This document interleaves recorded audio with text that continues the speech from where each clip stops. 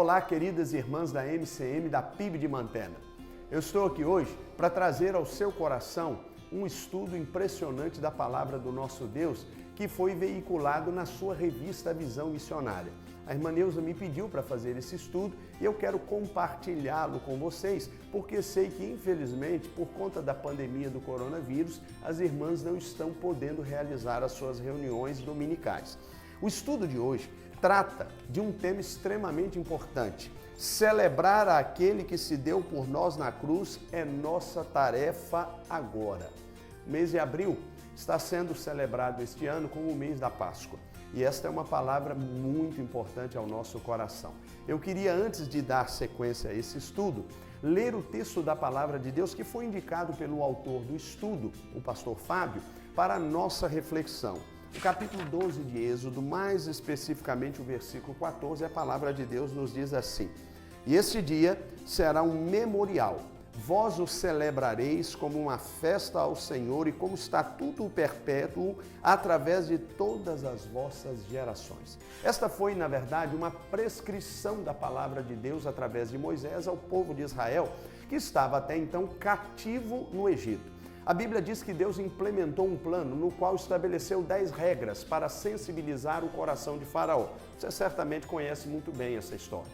E a Bíblia diz que a 10ª praga foi uma praga que teve o poder de matar os primogênitos dos animais e também dos seres humanos que viviam no Egito, com exceção daqueles que estivessem incluídos no plano de salvação. A Bíblia diz que naquele momento Moisés reuniu o povo de Israel e deu algumas orientações para o que ele chamou de instituição da Páscoa.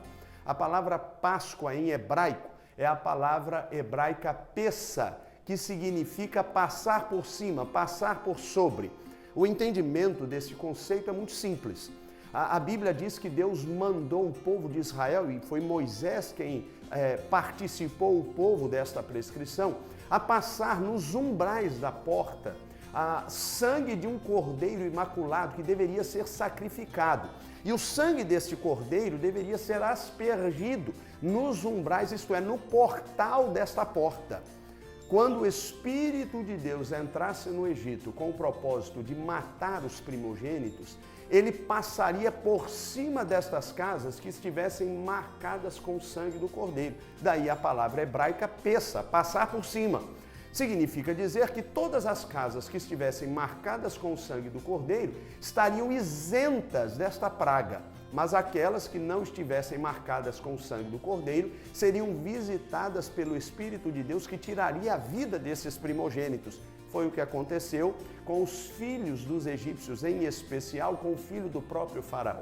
A Bíblia diz que tal praga teve a propriedade de sensibilizar o coração de Faraó e ele assim permitiu que o povo de Israel seguisse para a terra prometida e ainda levasse todo o ouro que quisesse, porque Deus ainda honrou este povo na sua saída.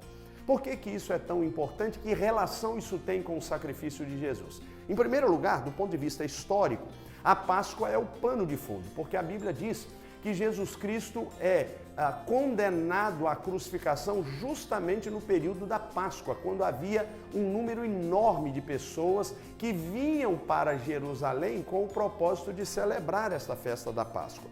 Ali, a Bíblia diz que Pôncio Pilatos, que era o governador, tinha uma responsabilidade anual, justamente no período da Páscoa, de libertar um prisioneiro.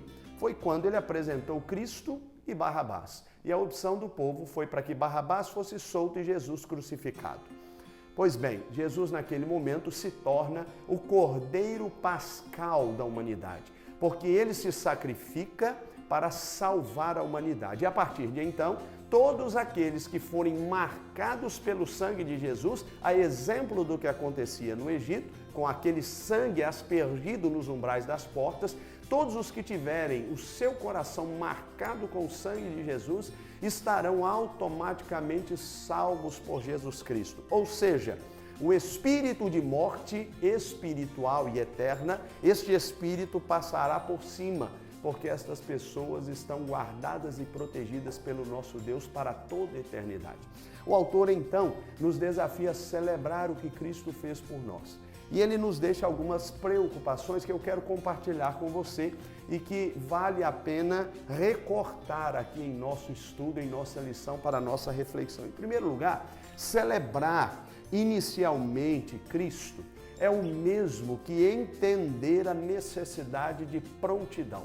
Você há de convir comigo que o sangue que foi aspergido nos umbrais da porta de cada povo ou de cada família do povo hebreu significava dizer que o povo estava pronto para aquele momento. O povo estava à espera, o povo estava preparado para aquela situação. Então a prontidão, estar pronto. A salvação é uma questão de prontidão. Só pode ser salvo por Jesus Cristo no dia em que Jesus Cristo voltar para buscar a sua igreja, aqueles que estiverem prontos. E esta é uma palavra que não pode sair da sua mente. Estar pronto, esperando ansiosamente pela volta de Jesus Cristo. A segunda expressão que o autor usa, que merece a nossa atenção, é a palavra preparação. Na medida que eu estou pronto, significa dizer que eu estou preparado. Essa preparação acontece em 3 níveis, segundo o autor desta lição.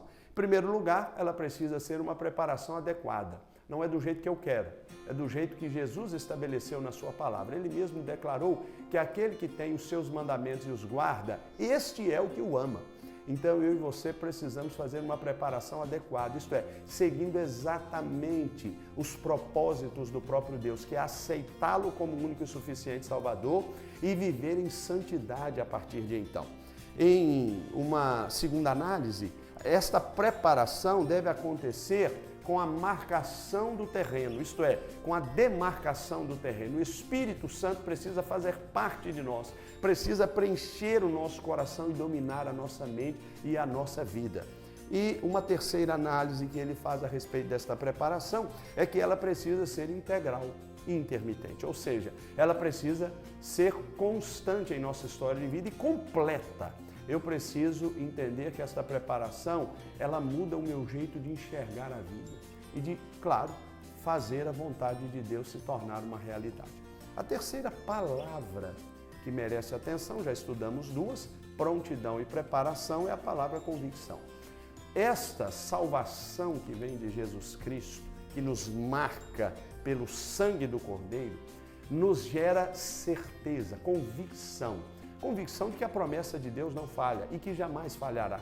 Eu e você precisamos ter isso em mente. Assim como aquele povo hebreu estava na expectativa da passagem do Espírito e de que este povo estaria livre, liberto da morte, ao contrário do povo egito, que não estava preparado, que não estava esperando, a Bíblia diz que nós precisamos ter convicção, isto é, não pode haver sombra de variação no nosso coração. Precisamos saber quem é o nosso Deus, de que Ele não vai deixar de buscar a sua igreja e de que Ele sempre nos sustentará, independentemente de qualquer coisa que eu e você venhamos a experimentar.